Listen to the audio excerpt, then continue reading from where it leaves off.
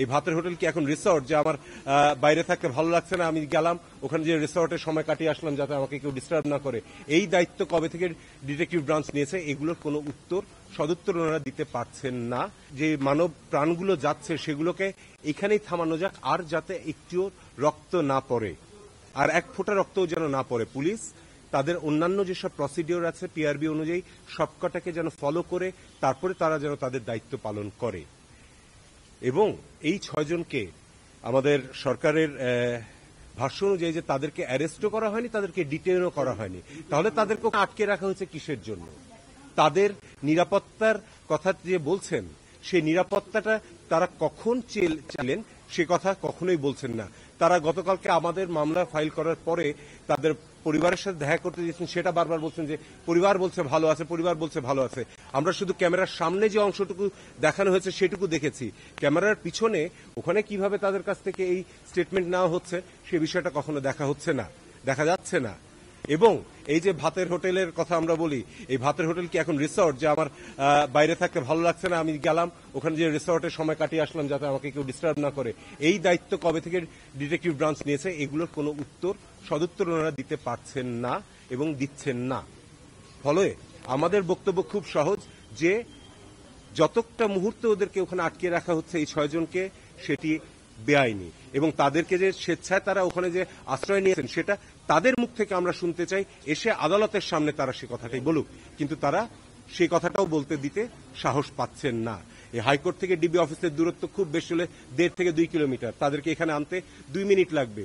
নিয়ে আসুক, নিয়ে এসে তারা আদালতের সামনে বলুক যে না আমরা ওখানে আছি, আমরা ভালো আছি, আমরা আসবো না। পুলিশ আইনগতভাবে কখন করতে পারে? 1 নম্বর, যদি ম্যাজিস্ট্রেটের কাছ থেকে পারমিশন নিতে হবে তাকে, যদি কোনো একটা অ্যাসেম্বলিকে ডিসপার্স করার জন্য সেটি করতে হয়। কিন্তু সেরকম কোনো আদেশ আমরা দেখতে পাইনি। প্লাস বলা আছে যে পুলিশ যখন গুলি করবে তাদের প্রথম থাকবে যে মিনিমাম ড্যামেজ করতে হবে, অর্থাৎ কারো প্রাণ হত্যা করার জন্য গুলি করতে পারবে না। হয়তো শুধুমাত্র দেখা যাবে যে কাউকে ইনজুর করার জন্য বা ভয় দেখানোর জন্য মারতে পারে, প্রাণ নেওয়ার জন্য প্রথমেই কেউ গুলি করতে পারবে না। আপনারা পত্রপত্রিকায় দেখেছেন যে প্রচুর মানুষ, হাজার হাজার মানুষের দৃষ্টিশক্তি ছররা লেগে গেছে, ওটা কিন্তু পায়ের দিকে মারলে বা নিচের দিকে মারলে হওয়ার কথা নয়। এই সব কিছুই আমাদের আদালতও প্রশ্ন রেখেছেন, যে ওনারাও দেখছেন যে কি হচ্ছে, এবং তারা প্রশ্ন রেখেছেন রাষ্ট্রপক্ষের কাছে, কিন্তু রাষ্ট্রপক্ষ এগুলোর কোনো সদুত্তর এখন পর্যন্ত দিতে পারেননি এবং কখনো পারবেন না। তাদের দাবি হচ্ছে যে পুলিশ পিআরবি অনুযায়ী কাজ করেছে। আমরা বলেছি যদি তাই করে থাকে তাহলে কোর্ট থেকে আদেশটা দিলে কি ক্ষতি হয়ে যাচ্ছে, যে হ্যাঁ পিআরবির নিয়মটা মেনে আপনারা আপনাদের কাজটি করুন। হ্যাঁ, এবং এখানে যেটা হয়েছে পিআরবিতে বলা আছে যে কোন কোন ক্ষেত্রে পুলিশ এটা করতে পারে, এবং আমাদের আদালত আজকে তাদের আক্ষেপ এবং দুঃখ ক্ষোভ প্রকাশ করেছেন যে এত যে প্রাণ ঝরে গেছে সেটির ব্যাপারে। আমাদেরকে বিভিন্ন প্রশ্ন জিজ্ঞেস করেছেন যে সিআরপিসি অনুযায়ী, পেনাল কোড অনুযায়ী কোন কোন অফেন্সের সময় গুলি করতে পারে। আমরা সবকটি দেখিয়েছি যে এই ক্ষেত্রে এগুলোর কোনোটাই অ্যাপ্লিকেবল ছিল না। একজন দাগী আসামি যে পালিয়ে গিয়েছে তাকে ধরার জন্য পুলিশ গুলি করতে পারে, যদি কারো বাড়িতে ডাকাতি চলছে এই অবস্থায় যায় তাহলে গুলি করতে পারে, যদি কোথাও চুরি করছে আগুন দিচ্ছে সেটাতে গুলি করতে পারে।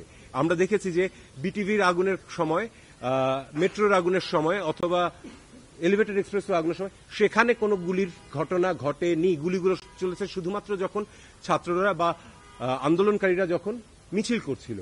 এবং আমাদের এই মামলাটি কিন্তু শুধুমাত্র আন্দোলনকারীদের জন্য নয়, যত কটি মৃত্যু হয়েছে সেগুলোকেও সবকটাকে আমরা বলছি যে এগুলো কোনোটাই ঠিক মতন হয়নি, এগুলোর কোনোটারই কোনো আইনগত ভিত্তি নেই এইসব মৃত্যুর, সেগুলোকে থামানোর জন্য।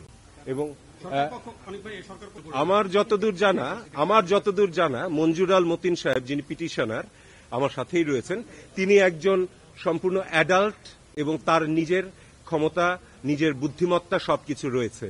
তার বাবার কথায় তিনি উঠেন বসেন, বা তার কথায় তার বাবা উঠেন বসেন, আমার মনে হয় এটি ঠিক নয়। এবং বাবার সাথে ছেলের মিলিয়ে ফেলাটা কখনোই ঠিক নয়। তার নিজের বিবেক বুদ্ধি দিয়ে তিনি কাজ করছেন, তার বাবা তার নিজের বিবেক বুদ্ধি দিয়ে কাজ করছেন, এখানে কোনো কনফ্লিক্ট অফ ইন্টারেস্ট নেই।